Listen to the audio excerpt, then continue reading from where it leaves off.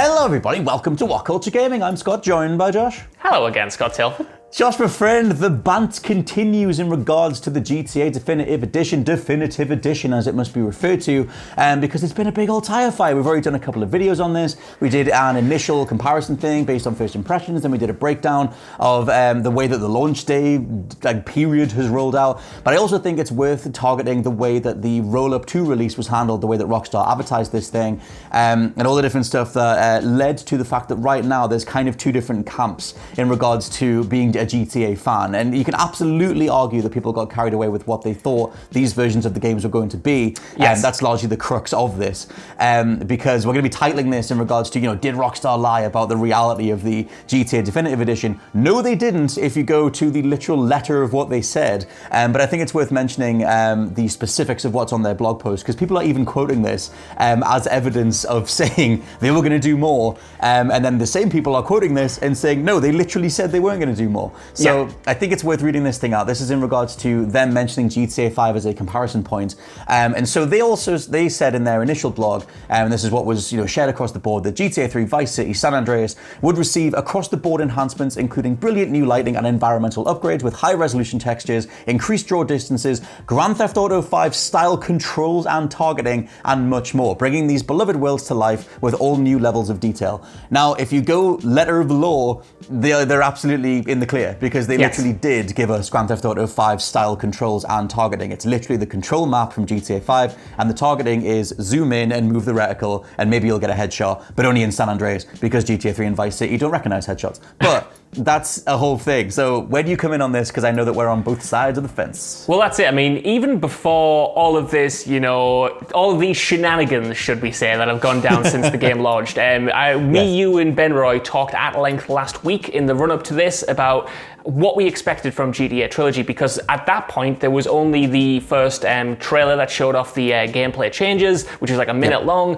and there was only like these blog posts and these comments to go off. And it was funny how me and you had completely different interpretations of the same quote. Like you said, the people on Twitter are to support their own ideas. When they talk about GTA 5 inspired or GTA 5 style controls, to me, I got exactly what I was expecting. I didn't expect the games to play like GTA 5, just that they were going to take some pointers from that series. Like you said, the ability to zoom in and aim, the changing the acceleration of the cars from X to the right trigger, for instance. And that's what I got. I don't think the controls are necessarily good in the finished version, but it's in line with what I was expecting from them being touched up PlayStation 2 games. So when it comes to like the controls, in the GTA 5 comparison in particular, I'm definitely on the camp of what I read and interpreted I got, but it's fascinating that Rockstar let those press releases do so much of the heavy lifting,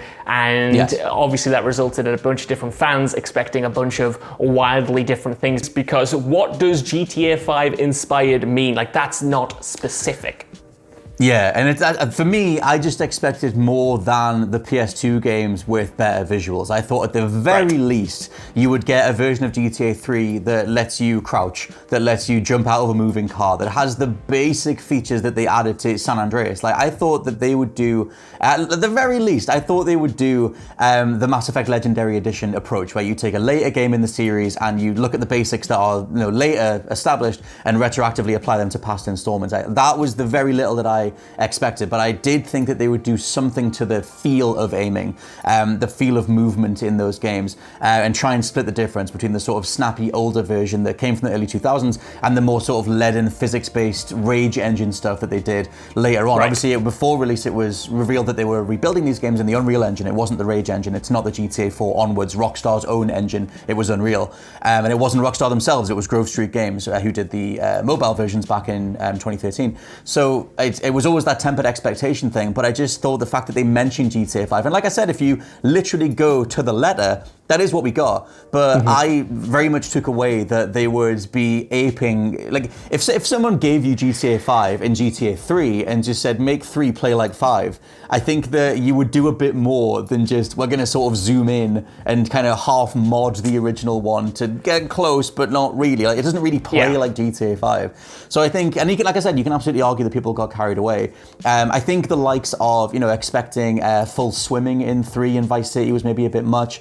But it's still, I mean, they're Rockstar. Like, that was the thing. I was just kind of like, you have the money, you have the time. You've taken your sweet time to say anything about these games. It's not like you've been putting out various versions over the years. There's only really been the 10th anniversary one. And then there was a one in 2015 where they took the original trilogy and put them on PS4, which now works on PS5, and then got delisted. And now there's the definitive edition. So I was just expecting a little bit more. And I think the fact that in the 59 seconds of gameplay they put out, they quite conveniently didn't show mission gameplay, specific animations. It was very specifically edited, at least to me anyway, to get around the fact. Because I think if you showed someone, let's say the baseball swing animation from GTA 3, how snappy and weird and fast that is. If you showed that to someone in 2021, or the weird kick that Claude does, that weird high arcing kick that he does, show that to someone in the trailer for what is a new 2021 game, and there would have been something other than absolute hype, which is obviously what they wanted and what they've now cashed in on. Yeah, I mean, you said a lot of really interesting things there, Scott. A bunch of great things there. So I'm going to try to break them down. Man. Going back to like your level of expectation, like you said, and it being Rockstar, one of the most profitable company in the entire world, with such a huge caliber when it comes to the quality and the polish of their games. I feel like if this trilogy came out 5 years ago, for instance, and we got a remastered trilogy then, with the exception of the glitches, with the exception of, the PC version being down, all of that disastrous stuff, just as the kind of core of the game and what it changed and what it didn't change, it not adding swimming, it not changing or completely overhauling the aiming and the weapons, I think we would have been probably better I think it would have sat better than it does now. But now we're in an era, in 2021, we're in an era where even Activision are pumping out, incredible AAA remakes and remasters. You look at Tony Hawk's Pro Skater 1, you look at the Crash Bandicoot trilogy, you look at Spyro the Dragon. On the other side of the fence, we've got Capcom.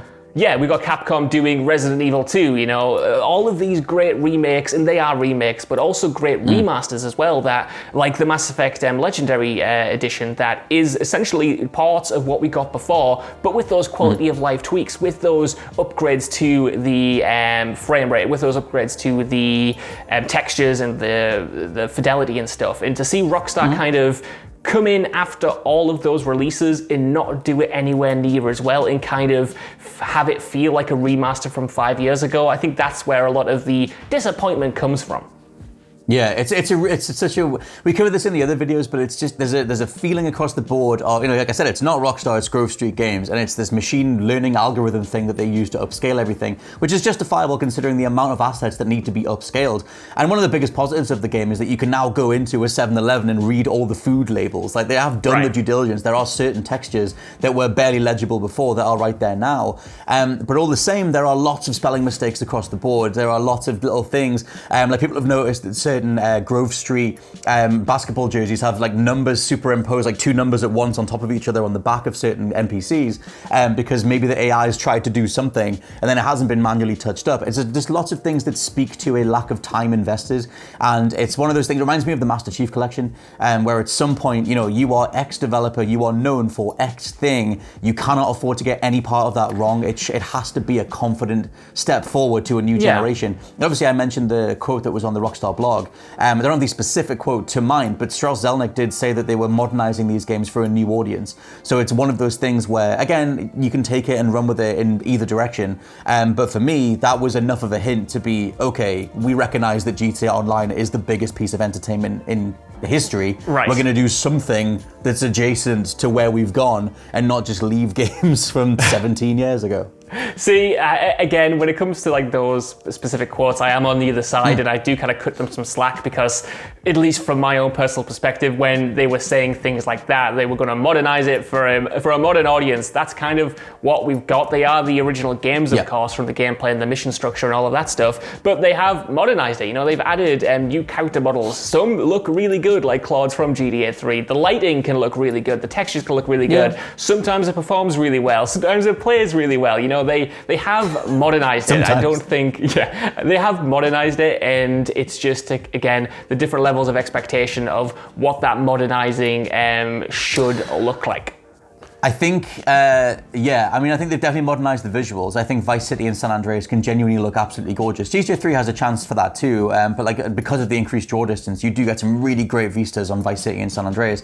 I just think that when it comes to gameplay, you can literally go from GTA 3 on PS2 or the re-release in 2015 or whatever to this one, and they play exactly the same. And that, like right now, I mean, like I said, I go through the GTAs quite often anyway, but it is one of those things where I'm just going through the PS2 games again. Like they look better, but they play the same. Like it's just even the new targeting model I don't think is that much better. I don't think it's that satisfying. You've kind of got to futz around with the sensitivity settings to get it something approximating a modern targeting system.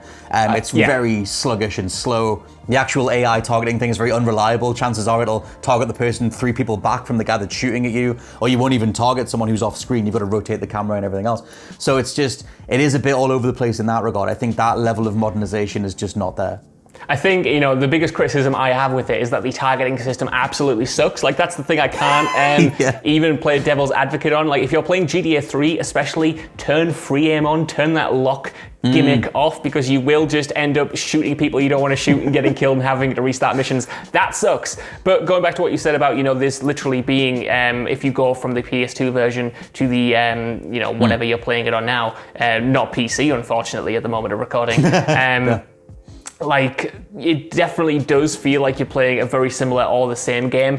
Again, to me, that's what I wanted. As someone who hasn't played these games in a long time, I wanted something more faithful to the original with slightly updated controls, because I tried to go back and play Vice City on the PlayStation 4 when that was released on there, and I had fun. It is a nostalgia thing, but I couldn't get through it because some of the gameplay is incredibly dated, and while you might argue that they haven't updated that gameplay to the maximum or to the best of their ability, perhaps, the changes that they have made for me are adequate, and again, were in line with what I was expecting.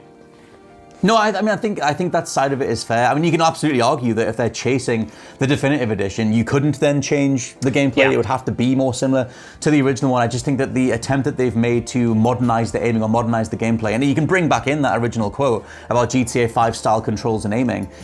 It doesn't. I mean, at any point did you feel like you were playing GTA 5? Because I certainly didn't. Like in regards to how the gameplay side of it. It was just minor things, not in sort of the responsiveness or the snappiness, but it was just in, things that you would assume to be there, like the control scheme from GTA. Like I said, like the right trigger being the acceleration on the cars.